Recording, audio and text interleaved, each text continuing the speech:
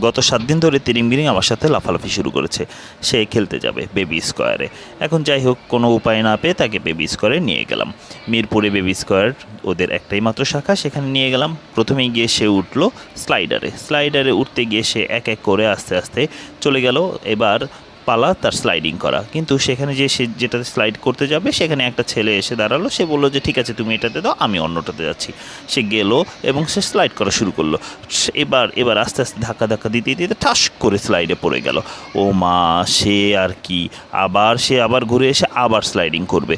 আবার দেখা গেল থাপাস করে পড়ে গেল। সে তো মহা খুশি, কারণ হচ্ছে সে স্লাইডিং করতে এসেছে এবং সাথে এত এত বল, হাজার হাজার লাখ লাখ বল এবং অনেক অনেক বাচ্চার সাথে সে খেলতেছে।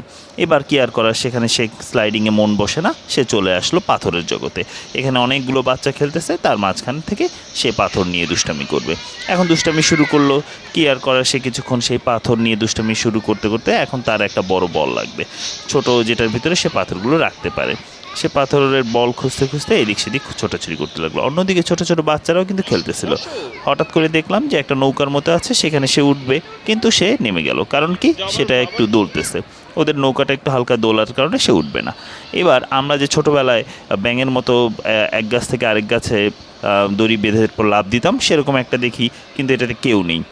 আমার মেয়েটাকে বললাম যে না তিরিং-বিরিং, তুমি একটু এটার ভিতরে ওঠো। সে উঠবে না। সে গিয়ে আবার সেই স্লাইডিংয়ে, এবার অন্য একটা স্লাইডিংয়ে সে গিয়ে একদম ছোটোবেলায় যেরকম কাদা পানির তে আমরা কী করতাম, পানি দিয়ে স্লাইড করতাম, সেভাবে সে স্লাইডিং করা শুরু করলো। এবার সে আবার যাবে, কি করার, এখন অজ্ঞতার সাথেই আমরা বসে আছি। ওমা, সে দেখি ঠাস করে বল ওই উপরের দিকে উঠে যাবে, সে সেটার ভিতরে ফাঁকার ভিতরে একটা একটা করে বল দিবে। তো বল দিচ্ছে।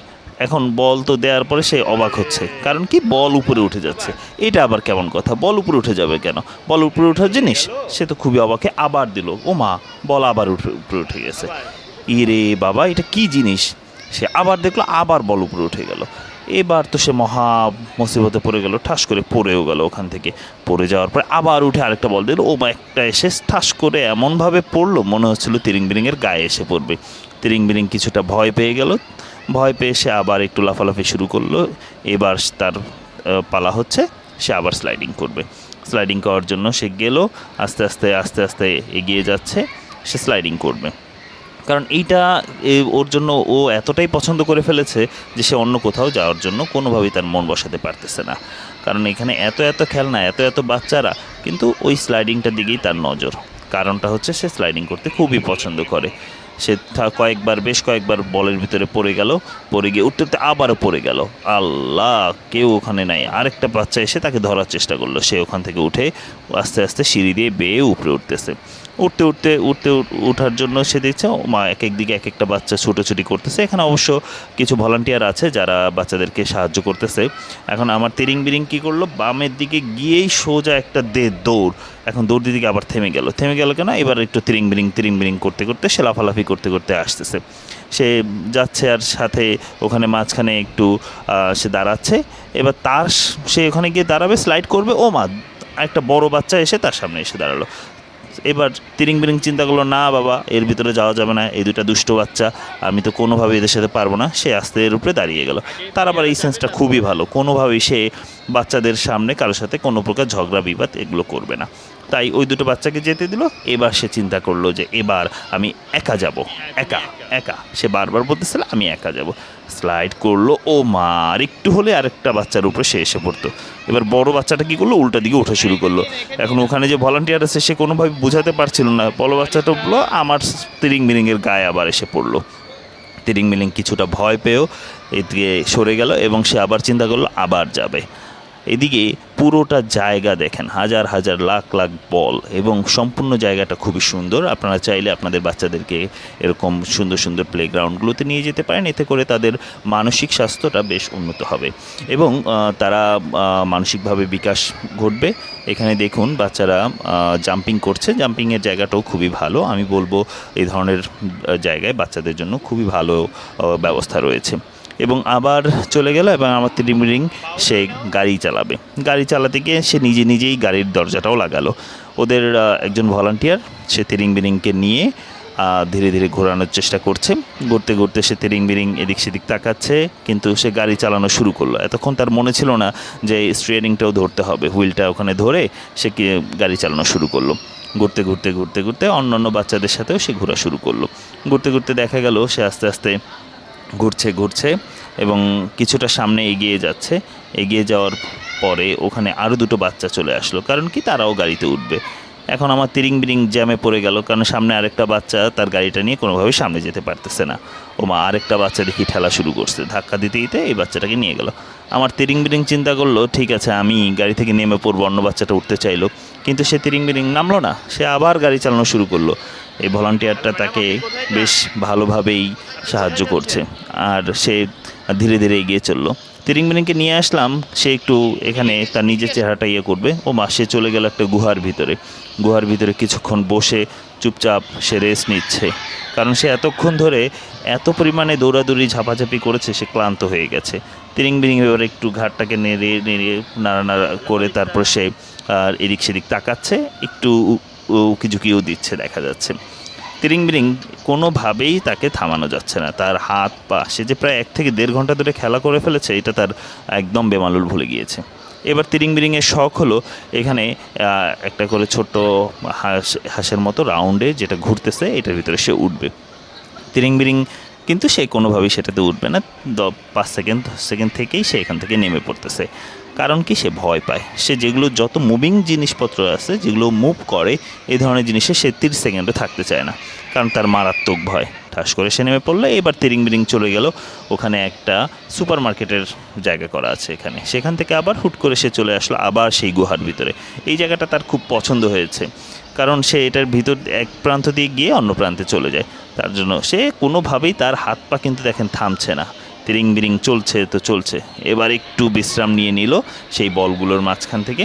বিশ্রাম নিয়ে উঠে আবার নতুন উদ্যমে সে শুরু করবে। এবার বল ছুটতে হবে।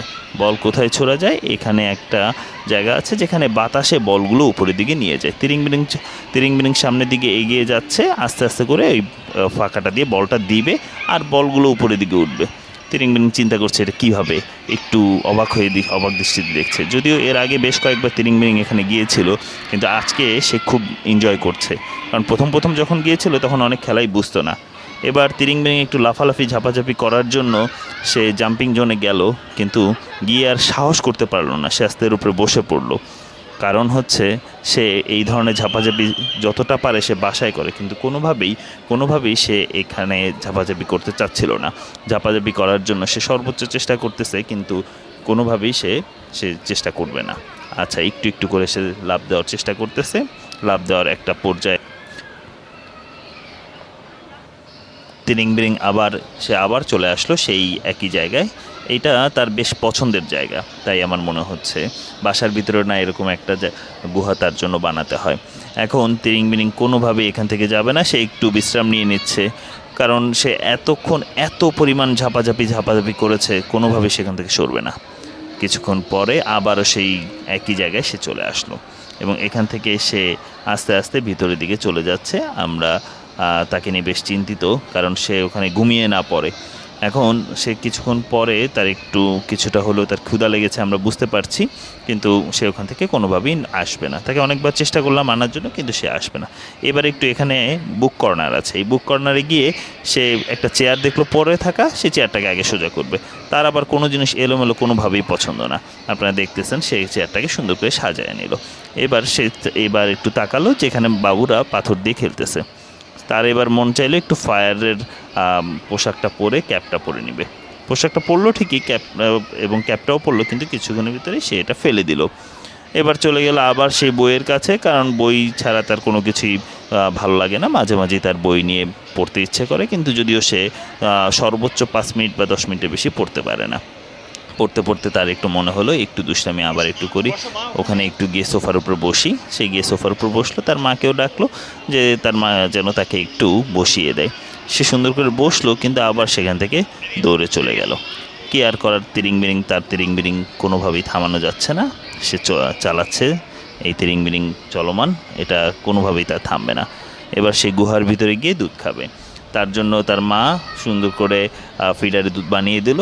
যদিও এটা এখানে বাইরের খাবার অ্যালাউ না, বাচ্চাদের খাবারের জন্য, বাচ্চাদের খাবারগুলো, কিন্তু যেহেতু বাচ্চাদের জন্য আমরা একটু লুকিয়ে এই ব্যাপারটা করেছি, ওদেরকে একটু খাবার খেতে দিয়েছি। সেই পুরনো জায়গা, সেখানে গুহার ভিতরে সেই গিয়ে খাবার খাওয়া শুরু করলো। এখন আর কি করার, তিরিং বিরিংকে নিয়ে আমরা চলে আসলাম ড্যান্স জোনে, কারণ এখানে বাচ্চারা নাচ করতেছে। ওদের নিজস্ব লোকজন আছে যাদের সাথে বাচ্চারা খুব আনন্দের সাথে ডান্স করতেছে, ডান্সটা বেশ উপভোগ করতেছে বাচ্চারা। প্রত্যেকটা বাচ্চাই দেখলাম বেশ উৎফুল্ল। আজকের মতো এখানেই শেষ হচ্ছে তিরিং বিরিংয়ের সব কিছু। তিরিং বিরিংকে নিয়ে পরের পর্বে আমরা আবারও দেখা হবে।